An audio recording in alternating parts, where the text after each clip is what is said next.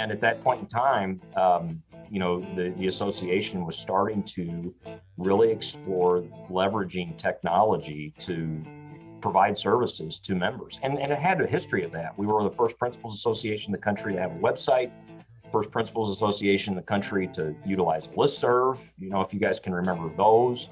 School leaders are required to do what's called an administrator academy every year, a workshop approved by the state every year in order to keep up their certification. And so the people at the time that were on the team back in 2005, which is right before I got started, decided maybe it was time we look at being able to deliver those online. We delivered the first of those online in 2005.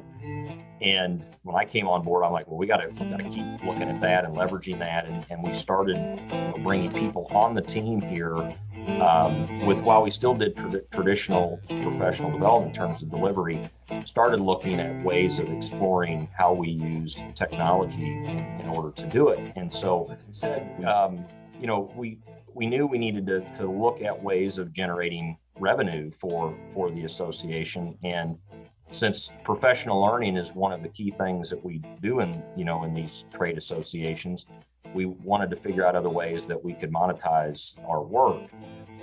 And we felt like, this whole notion of on-demand professional learning was in professional and on-demand content and purchasing content and all of that was kind of floating around in the stratosphere.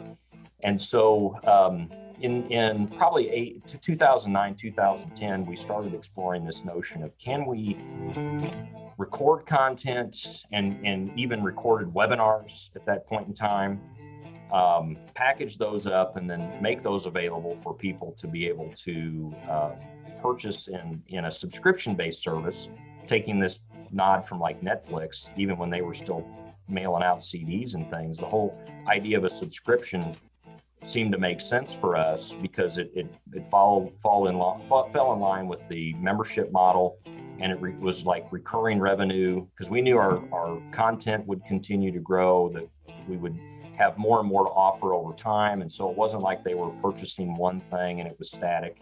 And we're trying to give them more and more reasons to continue to come back and subscribe. And when we first started, we had a super supportive board of directors here. I mean, I never miss an opportunity to point to those people and share gratitude for them and their, just having this open position of being willing to let the team do what we felt like we needed to do, but take some risks. To be in this place now where we're exploring new opportunities like micro-credentials, for example, and utilizing Ed Leaders Network to deliver these proficiency-based assessments for school leaders to be able to demonstrate the skills that they possess, and bringing what in the private sectors, the whole badging notion and all of that's been around for quite a while, being able to start introducing that more fully in the education space, especially with school leadership, because that's just not, because there are other groups that do things that we do that are private and that's all they do. And typically they have to charge 2 and 3 times more than we do because they don't have those other alternative revenue streams to help keep the lights turned on and pay salaries and do all of that stuff. So that really helps us out and gives us the freedom to do some interesting things.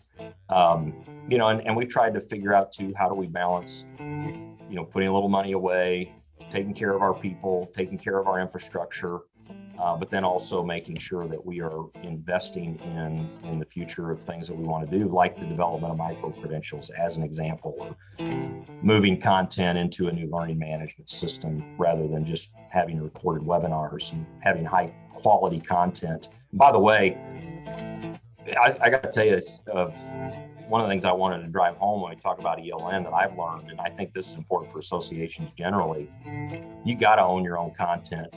Like I learned that from Netflix, knew that the payoff would come, and it has since then, and is another consistent revenue stream for us. So I want to make sure that our people feel like they have the freedom and flexibility to bring ideas and bring those things to fruition.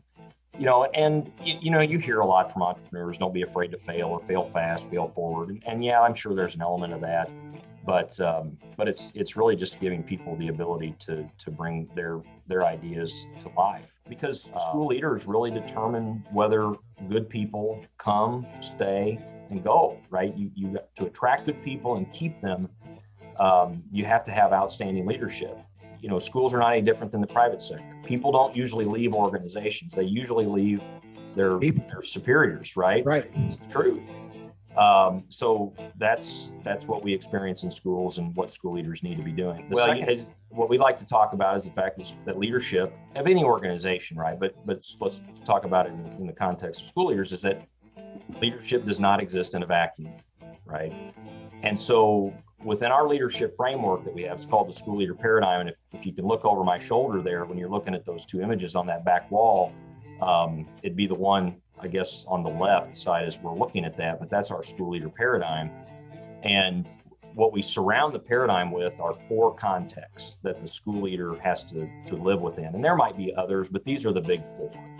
One is their own personal individual context, because what's going on with the leader themselves has an impact in how they are doing from, let's say, from a wellness perspective. It could be health, it could be finances, it could be relationships with their spouse and their kids or other family members. So that's important. You then have the school context, what's happening inside the building and the relationship with other teachers and all of that. Then you have the community context. And then the last one is the political context.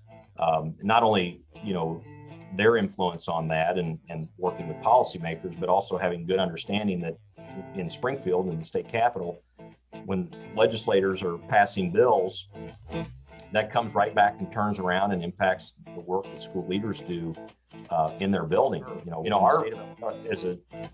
And this might be one of the better ways to describe it. As a team, we have a staff motto here as a team, and that is to serve each other, serve educators, and serve kids. And it's purposeful in that order, because if we don't serve each other first, we can't serve educators. And if we're not helping serve educators, then they're not able to provide the kind of service we would hope that they could to their students, who ultimately we want them to be able to impact. And what we're interested in doing, as one of the several things that need to happen in order to, build the pipeline back up, is we want to create an alternative principal endorsement pathway utilizing micro-credentials. And so what we envision is a postmaster's program for those people that already have master's degrees in education, like with their content area or curriculum instruction, other things than school leadership, but would love to get that school leader endorsement, but don't want to have to go back through a traditional sit and get type program. So what we envision is for those that have that master's degree in education, allowing them the opportunity to earn a certain number of micro-credentials in conjunction with taking an internship, which they need to do. They need to be in a job-embedded internship, doing that over the course of a year, still taking their certification exams and other things that they need to do. And at the end of that, being able to come out with that principal endorsement. It's something that can be done much quicker.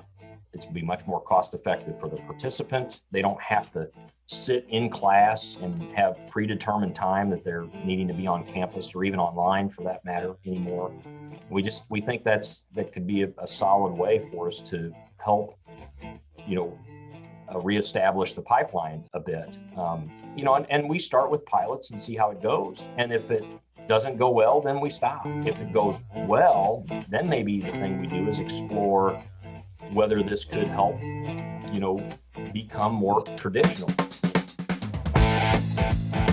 I'm ready.